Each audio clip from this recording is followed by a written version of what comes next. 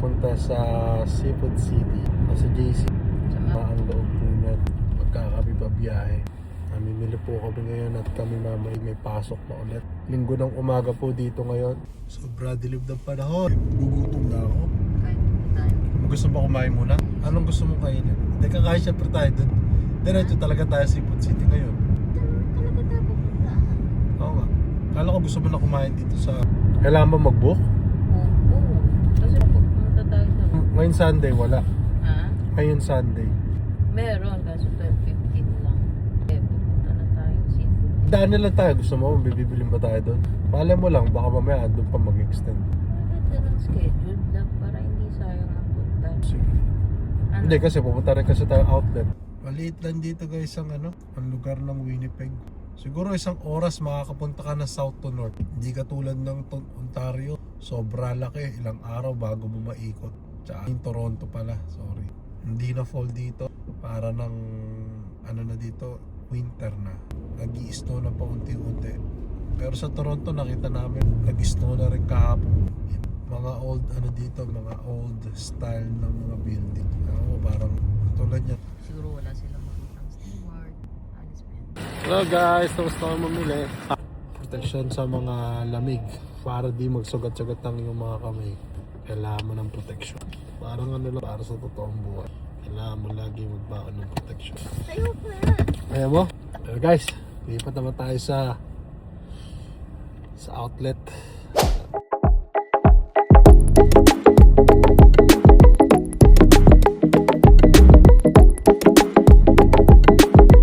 Dito ngayon tayo sa Starbucks, sobrang lamig. Bili tayo ng kape, pampagising. Hindi ko na na-videoan yung pamimili namin sa Food City. Kasi daming tao. Tsaka pati pagkain namin. Ngayon kukunin namin yung bed frame. After na bumili dito ng kape sa Starbucks, bili tayo. Di-deliver natin bed frame namin. Gawa na yung hindi na namin nagagamit simula nung lumipat kami ng apartment. Meron pa rin akong cuff. Ano ang tawag doon? Wala. Walang issue yun. Good as new. Binili kamo natin yun ng before ng 400 plus. Sabihin mo, mag-deposit muna para syempre mahirap na ma-scam dito guys. Alam mo naman. Sabi ko mag-deposit muna siya. Bigat mo. Mahirap. Ano itong mocha cookies crumb? I don't know what is this, but sarap siya. Tagal natin di nag-Starbucks, no? Parang ngayon lang ata tayo ulit nag-Starbucks. After 5 years, ngayon lang kami nag-Starbucks. Naghirap kami kasi ng... Tamang 3-in-1. Naghirap kasi kami ng after 5 years. Ngayon, medyo kumita lang ng konti. Bumili kami ng Starbucks. Alam niyo naman kasi rito. Wala na whipped cream. Ubus mo galit. Don't cry, Jay. Try this one. Cookie siya. Cookie crumb. Tapos parang meron siyang May binibenta ka sa ngayon lang. Kata Pinos na. $80. Baka may damage naman yun. Sa atin kasi wala siyang makikita damage dito. Budas nyo, para siyang bumili ng bago sa maraming kolokoy talaga rito ang drive. Sarap kutongan. Hey, money. Na ulit 20. Sabi mo na 120 guys. $80 na lang yun sa... I-withdrawin ko. Oh, 80 lang ha. Baka mamaya sobrang Siyempre. zombie lang.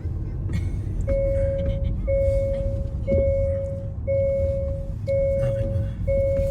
Ever since hindi umaraw. Sabi mo hiniga yung stroller. Ayun, di ayusin ko na lang mamaya yan. Ito yung neighborhood dito. May binibenta pa o na-sold na. Ito pa na nasol.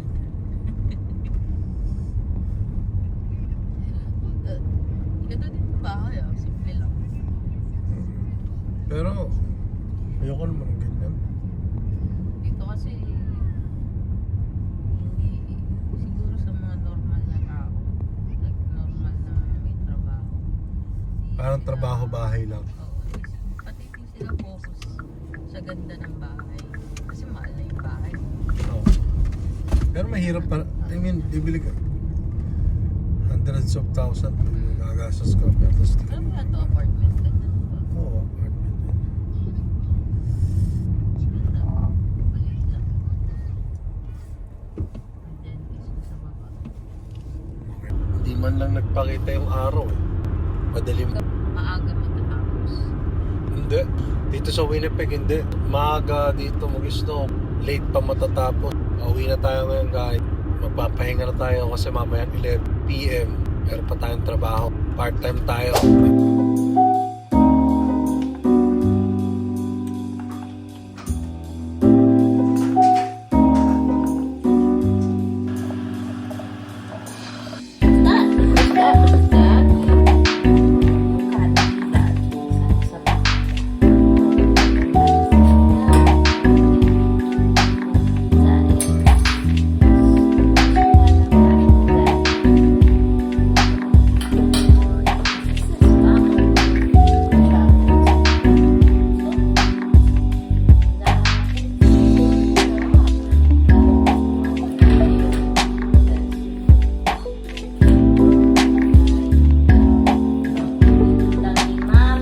Guys, pasok na tayo ngayon sa ating work. Ano tayo ngayon? Papasok. Nag-part-time ako every weekends. Kasi sa papasko eh. Pasok ko 11. Lamig dito guys oh. Muusok ko. Muusok sa bunganga ko. Lamig dito. Siguro -2. Dito sa Winnipeg. Start ko muli sa kanya. Yung guys, ngayon, aalis na tayo. Pasok tayo ng work. Dito tayo sa parkingan ko. Pagka every weekends, part-time ako. Buti nakakakuha ng part-time. Every night lang naman. 11 to 6. Tapos in the morning, papasok ulit ako. Restricted hours. Ang tawag dito, meron restricted hours. Gawa nang walang nagbabandi sa anak ko. Kailangan kami magbanta. Alternate kami ng asawa ko. Everyday naman yun. Ano kaya yun? So yun guys, anong oras na? 10:35 na ng gabi dito. Mamaya papakita ko sa iyo kung saan ako nagtatrabaho. Lang ako, mamaya yung mag-ina ko, tutulog na rin yun kasi anong oras na dapat nga yung anak ko, tulog na si JC ng 9 or 10 kasi pa inaantok yun. Hindi lang makatulog, gawa ng nanonood kami. Pag nasa labas kami ng mami niya, hindi siya nanutulog. Sinasamahan niya din kami, kaya yung wake up niya medyo matagal kapag asa labas kami. Pero pag sinabi naman namin pasok kami sa kwarto, automatic tulog na yun. Buta hindi siya katulad ng ibang bata na talagang di pa natutulog pagkagabi. Wake up time tsaka iba yung sleeping time. Sa Canada dito dito kailangan maging practical ba sa lahat ng bagay dito. Tapos kailangan laging nagko-coordinate sa asawa minsan. So, palagi, lalo sa bata, oo. Tinotopak din. Alam nyo na, kami dalawa ng misi. Tinotopak din minsan sa pagod. Ewan ko, may topak talaga. Lamig dito ngayon, -2. Ganito lang buhay namin dito sa Canada. Yung katawan mo maghahanap ng kakabisi. Dati, nung way back 2022, nasa Toronto kami. Ang katawan ko di mapakali pag nasa bahay. Hinahanap ng trabaho, pagka ako'y nag-stay sa bahay ng isang araw, imbis na mag-relax kami mag-asawa, nag-aaway na lang kami. Ako kasi dati nagtatrabaho ko dati ng 11 to 6 AM hanggang 1 AM. Tapos sleep ako ulit noon, gising ulit ako. Pero kagandahan noon, routine ko yun. Daily routine ko yun sa Toronto before. Kasi kailangan maghapon. Ang binabayaran namin tuition ng asawa ko. Nag-aaral kasi yung asawa ko nun before. Pero wala pa kaming baby nun. Lang kami. Pumasok kami dito sa Canada. Sabi ko dati, kahit anong trabaho, sige pasukan ko. Ganun ako dati. Which is, napasukan ko naman kahit anong trabaho. Like pagiging janitor. Basta. Hindi naman siya, janitor sa Pilipinas. Pero dito ang tawag, heavy duty cleaner. Mas pinaganda. Yeah. Okay din. Doon ako nagkaroon ng tunay na kaibigan. Tropa ko sa McDo. Yun, shoutout sa kay McDo. Tunay kong best friend yan. Sa problema at sa hirap, nandiyan kami. Sa tawanan, sa kwentuhan, sama kami dyan. Yan nga lang, minsan di lang talaga ako nakapag-inom. Umaandun pa ako sa Toronto. Kasi syempre, buntis si Mrs. Mga anak, wala. Hindi pwede uminom. Alangan na iwan mo yung asawa mo. Buntis nga. Syempre, ilang buwan yun. 9 months, syempre, hindi ko may iwan minsan. Pero mga bago pa kami, nung di pa buntis si Mrs. noon sa Toronto, after work, tambay ako lagi doon sa tropa ko. Tapos bike. Ayun, ganun lang gawain namin dito. Wala kami rito. Ikot-ikot lang yung trabaho. Daily routine mo, sarap. Kasi dito nabibili mo lahat ng mga gusto mo. Ako yun, lahat na gusto ko, nabili ko na. Kumbaga, ano na ako, tama na. Nung bago kasi ako, wala akong pake, basta bibiling ko lahat ng gusto ko. Sapatos, ano, lahat. Kasi hindi ko naranasan before. Nung ako nandiyan sa Pilipinas, como kasi hindi naman ako mayaman. I mean, wala rin naman ako maayos na trabaho dyan sa Pilipinas. Kadalasan nga, trabaho ko nga lang before is Grab. O yeah, Grab, yan.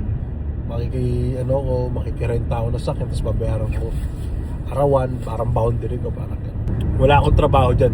Trabaho ko sa Pilipinas before kasi Jollibee, Lechon House, kitchen staff, ganyan. And that's it, yun na yun. Paulit-ulit ako, ilang beses ako ng Jollibee, ilang branch yun. 2, 3. Tapos di ako naka-isang taon doon pareha. Pero, working student kasi ako noon. Ngayon, ayos lang ang ano namin. Ayos naman buhay namin hanggang sa nung kami naging mag-asawa ni Missy. Maraming mga bagay na magandang nangyari. May mga bagay din naman na hindi na magandang nangyari. Ganun talaga buhay. Diyan ako nagpa-part-time. 6.5 hours later. Uwi na tayo.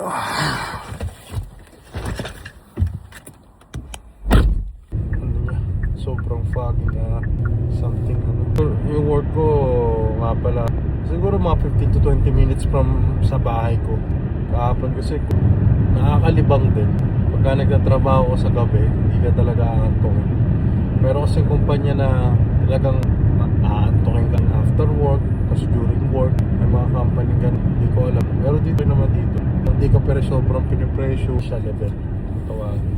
Level sa employee. Hindi masyadong stricto. Kahit nakikita ka sa nagsiselfone paminsan-minsan. Pero usually allowed naman talaga yon kasi sabi nga nung during orientation namin, alam nyo, minsan din naman syempre sa amin din naman nasusunod. Pero yung mga matatagal na dun talagang nasunod sila sa protocol na check your time lang. Hindi sila masyado sa cellphone. Ako sila yung na naka-check sa phone. Minsan naghanap din ako usap, gano'n, di ba? Grabe, tignan nyo ang ulap oh. Grabe yung ulap guys. Maulap. Matutulog muna tayo ngayon. And, ganito lang. Pag weekends talaga, ito lang gagawin namin. Tulog pa yun yung mag-ina ko. Hayaan ko na muna sila makatulog. Pag uwi ko, pikit ko na mata ko, diretso na. Ganun lang. Mas gising ako ng 8, tulog ako ng 1 oras. Yun na. Sige guys, mamaya na lang. Sleep muna ako.